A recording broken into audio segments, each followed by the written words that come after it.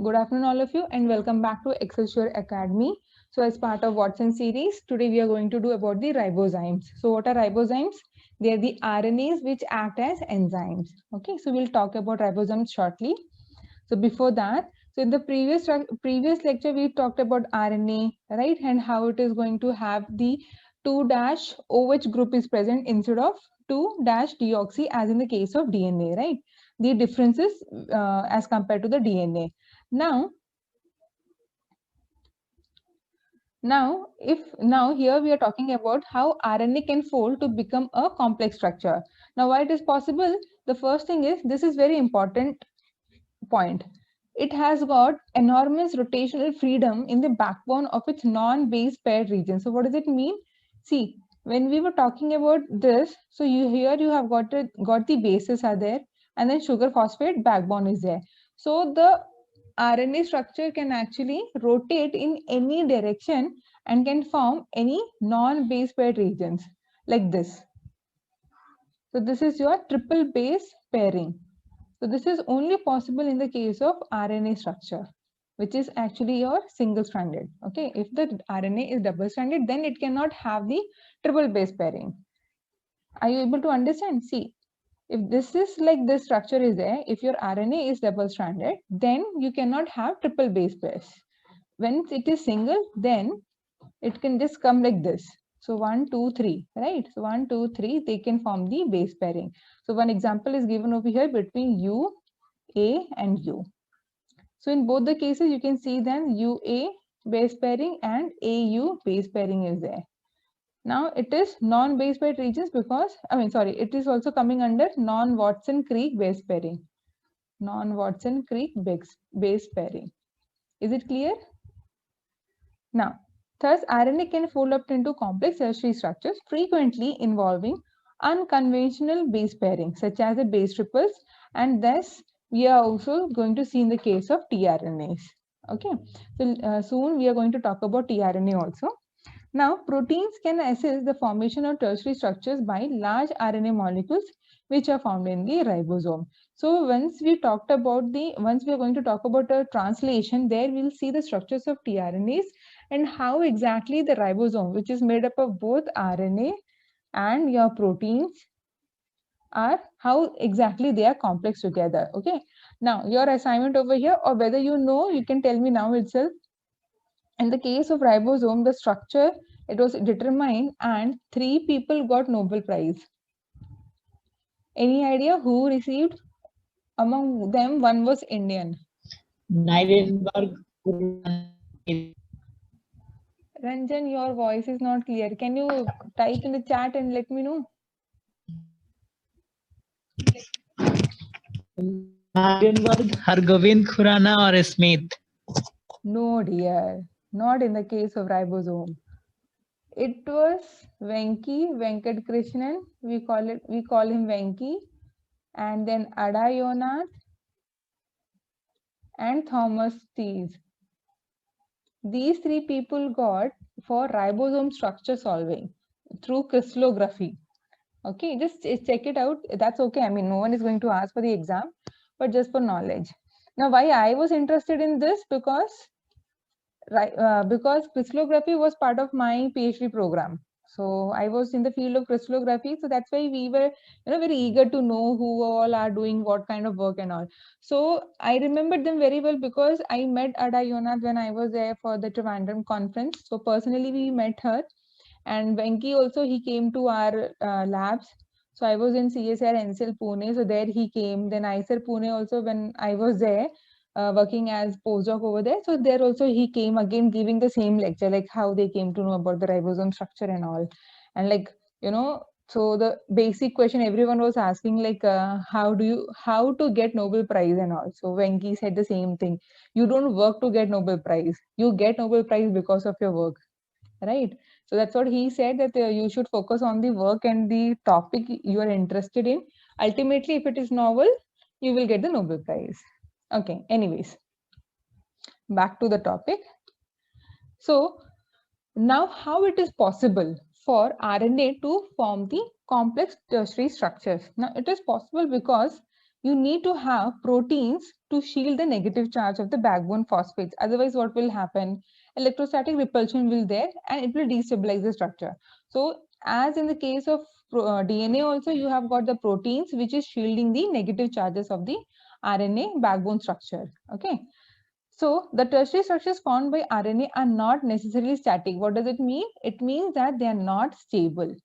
So for moment they are forming this kind of structure, the other moment they will form this kind of structure, the other structure will be like this. So they are not static, they will be keep on changing the structures depending on the ionic concentration present in their surrounding. Okay. Rather, the same RNA molecule might exist in one or more alternative conformations. Okay. This capacity to switch between alternative structures can sometimes be of biological significance, as in the case of riboswitches. So we'll talk about riboswitches soon. Actually, they are present and they help in the switching the conformation of the RNA and finally carrying out the different biological activities. So we'll study about riboswitches also soon about them. Now, how do you get the RNA structure determination? So one basic thing is NMR and the X-ray crystallography. And both the cases, the thing is that you need to have a very good knowledge how to solve the structures using NMR and X-ray crystallography. So in the case of X-ray crystallography, what you do, you take the RNA sample, you make the crystal, okay, and then you mount it on the XRD. So you get a diffraction pattern, and diffraction pattern will look like this, something like this. So many dots will be there. So nowadays computer is there. So after running these simulation studies, what will happen? You get the structure. Okay, and you will get the sequence. You need to know the sequence of your RNA that time. Same way NMR also, here also, this kind of something structures you will get. Then again using the computer, you solve the structures. So these are the two ways. Now, using NMR is very challenging. Okay, it's not that easy because so many H, so many N, so many O, so many S will be there. So these many atoms are present.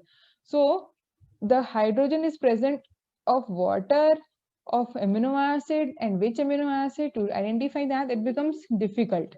So when I'll take NMR and XRD in your tools and techniques, that time I'll explain like how to determine the structure using NMR studies. So just for timing, just understand that it is difficult to understand which atom belongs to which amino acid. Okay. So the alternative approach will be to determine the secondary structure of RNA molecules will be using the chemicals that react with the unpaired bases in combination with the algorithms. Okay.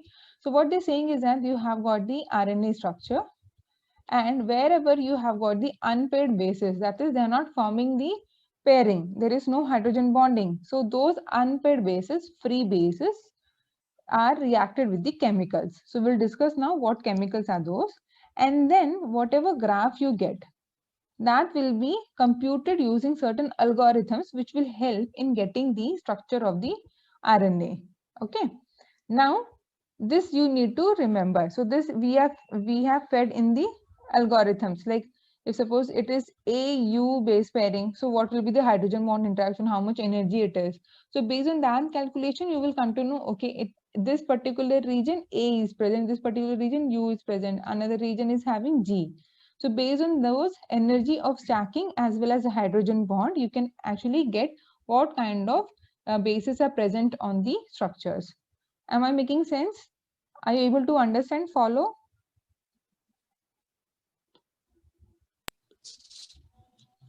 Or going? Ma'am, answer this point. Yes. See, first of all, we normally use NMR and X-ray to solve the RNA structure. Okay. Since it is difficult, the best method is, so RNA is just single-stranded, correct? It is just single-stranded. Single-stranded means it has got free bases. Agree? So you will have A, G, C, U, A, like that we will have free bases, correct? Now, these bases will be treated with chemicals. Now, this treatment with the chemicals will result in the formation of certain kind of product. That product will have certain kind of energy of stacking and certain kind of hydrogen bond interactions. So let us say that if it is A and U, if it is U and A or G and C, they have certain hydrogen bond energy values. Okay. Now even I don't remember, but they have certain values. These values are put into the computer. So whenever you react with the chemicals, okay, and run a program, you will understand what kind of bases are present. Okay. Let's see more and then I'll tell you more, okay, if it is not clear. So what you need to understand is that you're just adding certain chemicals and running the algorithm, which will tell you the structure of your RNA molecule. Okay. Now, how actually you do for RNA structure is by using the something called mutate and map strategy. So what you're doing, so there are these free bases are there, right?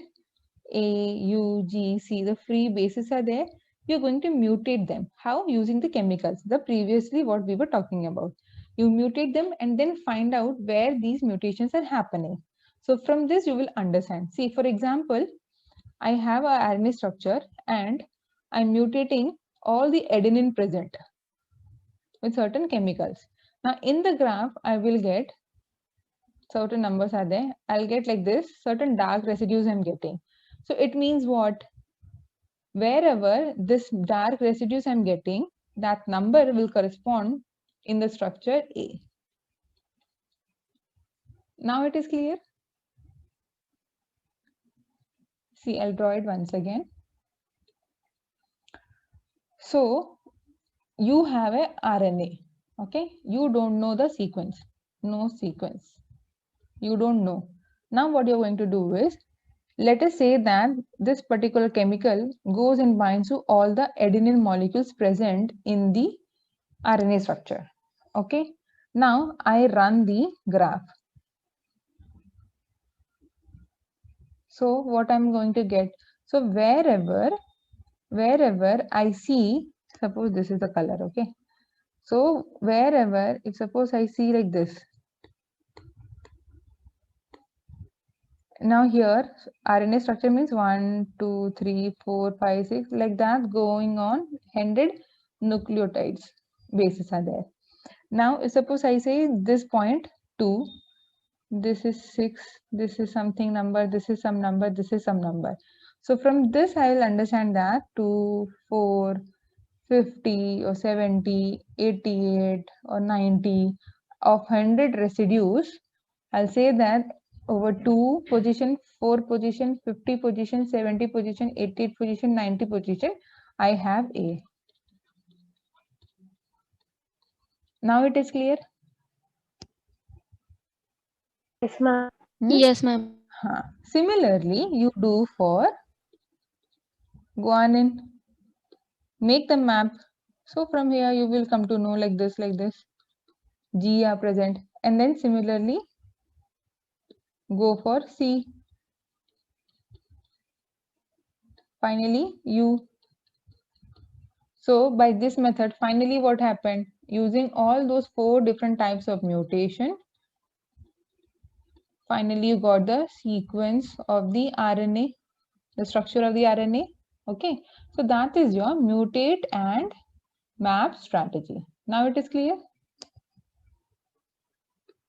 Okay, so what we are going to do is, it's a 2-dimensional procedure that combines mutation and chemical modification approaches. A library of nucleotide substitution is made in which each nucleotide is replaced with its complement within a selected RNA sequence. Now, each mutant RNA is chemically modified by a procedure known as SHAPE. It is standing for selective 2-hydroxyl acylation analyzed by primer extension. So what does it mean? Where the chemical is acting at the 2-OH of the ribose group present in the RNA. Which group is adding? Acylation. Acyl group is added. Okay. Simple. Now, so the RNA in SHAPE, the RNAs are treated with chemical reagents. So what is the name of the chemical reagent? Even I didn't remember, that's why I couldn't say. It is N-methyl isotoic anhydride. Okay, so which is going to add the acyl group at the 2-OH of the nucleotides that are unpaired. Okay, if your RNA structure is having any base pairing like this over here, it is not going to bind. Where it is going to bind? Here, where it is free, not forming any hydrogen bonds.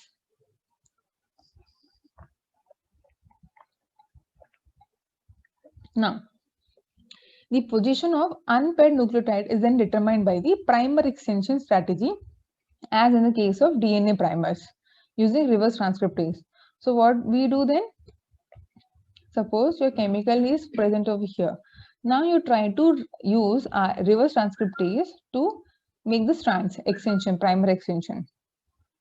So what will happen? Wherever the chemical is present, there the primers will stop, reverse transcriptase will stop, and what will happen? The primer will fall off. So depending on the sequence, it will tell you at which position which base is present.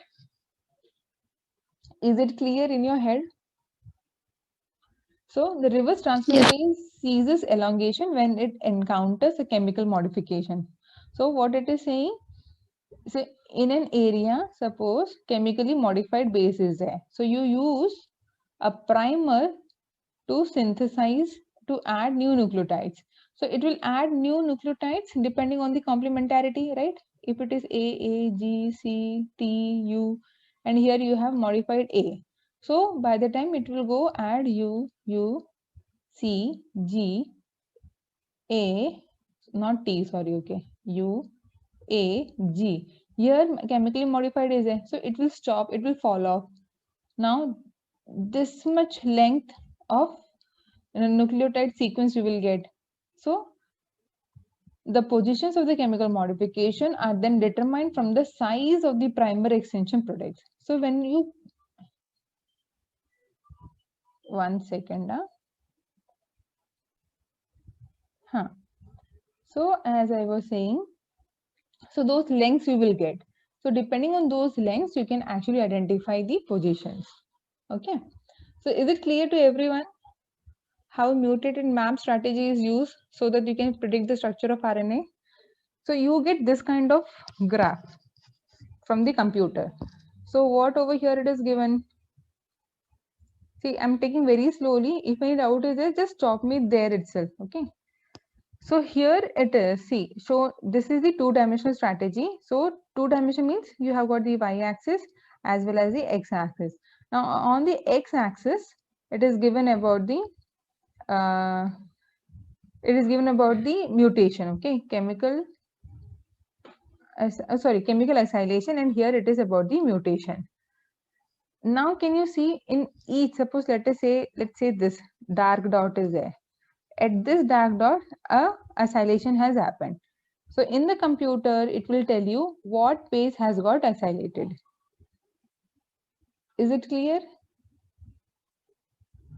Guys, it is clear to you? Yes, ma'am. Yes. Okay. So this is how you get the graph. So see, you don't have to see the graph and understand. Nowadays, computer algorithms are there. So once you get this graph, just convert them into the computer language. You put it into the computer, and then it will finally give you some structure of RNA. That's all. Our job is done. Okay. The only thing is like you should just know how exactly these algorithms are being written or not written. Sorry, how these algorithms work. To write the algorithms and all, you need to be very good in the coding language. So that's why many people are there who are interested can go for bioinformatics side. Okay. So this is the same thing which I was explaining. The same thing is written over here. Okay. So you can go through later. Yeah.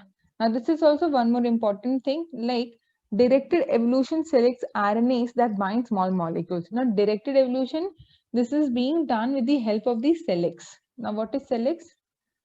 This question has come only once. Okay, so I'm not saying that this is important, but yes, since it has come only once, so you can go through. So it stands for systematic evolution of ligands by exponential enrichment. So what we are doing over here is you are making n number of RNA species by just changing the sequence randomly. Okay, so it has been synthesizing the RNA molecules in the random sequence. So what will happen? you will have mixture of oligonucleotides representing enormous sequence diversity. Is this much clear? These 2 points are clear? Huh? So you can generate novel Yes, ma'am. RNA species. How? By just randomly changing the sequence. Now, how it is being done? With the help of the selects. Okay. Now, from the mixture of these oligo-ribonucleotides, you need to select RNA molecules biochemically. That is by using affinity chromatography. So you know how to do, right? So they will have the particular properties, and if suppose, see, so affinity chromatography means what? In the column, you will have certain proteins which will have specificity towards certain oligo-ribonucleotides. So when you pass this mixture, what will happen? With the help of the affinity chromatography, only the RNAs which are able to bind to these proteins in the column will be purified and rest all will be discarded. Do you agree? Now this purified RNAs, what you get are called the aptamers. Clear? I'll just repeat once again. See, you have got the affinity chromatography, right? So in the affinity chromatography, we know that you have got the beads are there to which your interested protein, okay, is present. Now, from these mixtures of RNA, which is having the random sequences from this mixture of oligoribonucleotides, there will be certain RNAs which can bind to this protein. Okay, so when you pass the RNA mixture from over here, RNAs mixture over here, what will happen? There will be certain RNAs which can bind to this protein. Okay, later rest all will be discarded. It will be discarded. So whichever is your interested protein will be purified. Correct? Now these purified RNAs or oligoribonucleotides are called aptamers. Is this much clear from this slide? Yes, ma'am. So you have created number of RNA molecules having random sequences. Using affinity chromatography, you have purified the RNAs which can bind to the proteins. Okay. Now, with successive rounds of amplification by the polymerase chain reaction and sequence diversification achieved by the use of mutagenic polymerase, what you are going to do? You are getting so many of aptamers, okay, which has got higher affinities for the protein molecule. So, finally, what we are doing, we are able to understand how the RNA aptamers are going to bind to ATP, kanamycin, tobramycin. All of these nothing but your antibiotics, right? And then you also have got the prion protein PRP and the coagulation factor 12A. So what do you know anything about a prion protein PRP? Anything about prion protein? See, rest all are the antibiotics. Coagulation factor also you know, so there are 13 coagulation factors. This also we need to study. What about prion proteins? Where do you see? Yes, anyone? Pratima, any idea? Any idea where do you see prion proteins? Have you heard of these? No, ma'am. No? Okay. Have you heard of mad cow disease? No? It is also called Creutzfeldt-Jakob disease. Just check out, okay? So in this, what happens is, in this disease, in your brain, the proteins are getting actually unfolded, okay? Because of which the animals start behaving very aggressively and they start fighting here and there. They hurt themselves also and they also hurt the other people also. So just check out about that. Okay, so this is just nothing but the summary of what we have discussed in the previous slide. So RNA, you have got the RNA with the random sequence. Selection is done using the affinity chromatography. Finally, you purify and then you amplify. Okay. Now, why you want to do the amplification? Because you want more amount. That's why you amplify. Now, so let's talk about the RNAs, which are enzymes. Ribozymes. So the RNAs which act as enzymes are called ribozymes. Okay. So here they exhibit features of a classical enzyme and they also have the active site binding site for a substrate. They also have binding site for a cofactor such as metal ion. So all these features are very much similar to the enzymes, okay, and that's why they are called the ribozymes. Now, one of the first ribozymes to be discovered was RNase-P. Now, this RNase-P ribozyme helps in creating your tRNA molecules from your precursor RNA. Okay, so please remember RNase-P is endoribonuclease. What do you mean by endoribonuclease? Whenever the word endo, the prefix endo comes, it means it is between the structure. Okay, exo means it will be from the end of the structure. So if I have structure like this, suppose let us say this is the structure of a tRNA. So your enzyme is going to cut somewhere from here. Okay, if suppose it was exo, then it will cut from here. So exo means from the towards the extreme end, endo means in between the structure. Okay, so specifically, RNase-P cleaves off a leader segment from the 5' end of the precursor RNA to generate mature tRNA.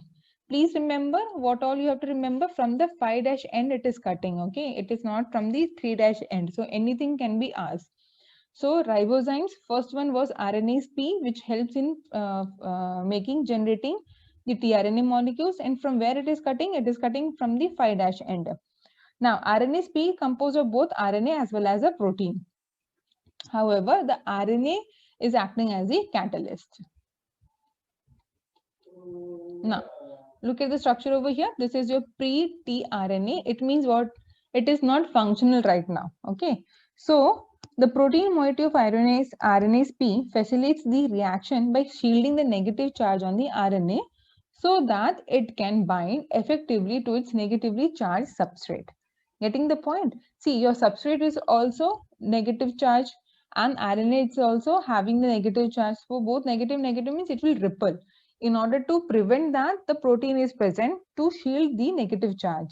Now, the RNA moiety is able to catalyze cleavage of the tRNA precursor in the absence of the protein if of a small positively charged counter ion such as peptide spermidine. So if you don't have protein, you can have peptide called spermidine. Now this we have used in our labs also many times, routinely used. Okay. So it means what? It is your positively charged. Please remember, it is used to shield the repulsive negative charges. So here you see the structure over here. You have got the pre-tRNA molecule. The protein is present. Finally, what happens? The ribozyme comes, interacts over here and cuts the leader sequence, okay, at the 5' end. So finally, you have got your 5' end over here, 3' end over here. Clear? And at 3' you have got the CAA molecule. Please remember that is the end. At the end, what all nucleotide bases are present? It is CAA. Please remember. So this is the structure of RNase-P. Are you able to differentiate how exactly it is? So all this portion, this purple portion is your RNA. This is your protein molecule. And this is your tRNA. Okay, so this is your crystal structure. So how nicely it has been formed, right? So entire tRNA is present over here. Can you see the length over here and length over here? It is present. Now, then what happens? At here, they make the cut. And finally, you get your mature tRNA. Now, another type of ribozyme. This is also very important, and about this ribozyme also we are going to talk when we start about the genetics also. So this is called hammerhead ribozyme. Now, why it is called hammerhead? It is because of its structure. So the hammerhead is a sequence-specific ribonuclease which is found in certain infectious RNA agents which are called virions, and they depend on self-cleavage to propagate. It means what? These virions, they have the self-cleaving property and they make themselves active. Okay, so it is not like they depend on the other proteins or other RNAs to come and cleave their fragments so that they become active. In this case, they themselves cleave. Okay, now when the virion replicates, it produces multiple copies of itself in one continuous RNA chain. So what does it mean? So it will make a stretch of RNA and it will make the multiple copies of it. Now it is called hammerhead. It is because of its secondary structure shape. it has got 3 base pair stems. So you see the figure over there, stem 1, stem 2 and stem 3 is there, okay, of which stem 1, stem 3 junction is present, and they make the catalytic group at between the stem 1 and stem 3, okay. So the reaction or the cleavage reaction takes place at cytosine 17. That is the number you can see over here. See, cytosine 17 is present, G8 is present. So these are the important bases at the active site.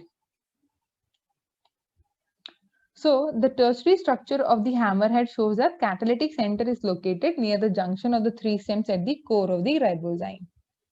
So where is the junction? The junction is between the 3 stems. So what are those portions? So what you need to remember is stem 1 C17, stem 2 G12, stem 3 G8. So all these 3 together forms the catalytic site. So if you see the structure, here it is the catalytic site of the hammerhead ribozyme. Clear? Okay. Now, this one is also very important to remember. So whether you do mole bio, cell bio or biochem, this portion has come again and again in the exam also. What happens to the RNA under alkaline condition? So this is the same way the hammerhead enzyme, hammerhead ribozyme acts. Okay. This property is used by the hammerhead ribozyme. Now, what is that thing? So at alkaline condition, it means what? pH is high. Okay. The 2-hydroxyl of the ribosome in the RNA backbone becomes deprotonated. Is it clear? And the resulting negatively charged oxygen can attack the sessyl phosphate at the 3' position of the same ribose. So this is your 2', this is your 3'. So we know the 3' OH is there. In the case of RNA also 2' OH is present, right? So what will happen at the high pH? At the high pH, H will be removed. Now what will happen? This O having the negative charge will attack the another 3' position OH. Now this will result in the formation of 2', 3' cyclic phosphate and a free 5' hydroxyl group. So this structure you will get. So this is your 5'. Is it clear to everyone? Yes, ma'am. I'll repeat once again. So how exactly the hammerhead ribozyme is acting? By cleaving the RNA, forming this structure. Suppose this is the RNA. If in between here it forms this cyclic structure, what will happen? The 3' OH group has been involved in the formation of cyclic structure. So by the time what will happen? Here you will get the cleavage. Okay. Now how it is doing? At high pH, what happens? This OH will become deprotonated. Deprotonated means H is removed. Okay, has been removed. Now this negative charge or oxygen will attack at this OH. What will happen? So this is 2', 3' cyclic phosphate group has been formed. Okay, so please remember this is very, very, very important. So each ribose in an RNA chain can undergo this reaction, completely cleaving the parent molecule into the nucleotides. Okay, so this is done. This is the mechanism by which hammerhead ribozyme cleaves the RNA. Now, till now, we have spoken about that it is acting on the phosphorus atom, right? That is the first ribozyme, what we talked about, RNase-P. It is also again attacking at the sugar phosphate backbone, right? So the endoribonuclease is attacking at the phosphate group. And in the case of hammerhead and ribozyme also, it is again acting at the cleaving at the phosphate group. Now this ribozyme is there. It's called peptidyl transferase. It will attack on it will form the peptide bond. So that is, it is acting on the carbon center as compared to the phosphorus center. Are you getting the point? So peptidyl transferase we will study in the translation. So in the ribosome, peptidyl transferase is present, which will help in the peptide bond formation. Is this much clear to everyone? Yes, ma'am.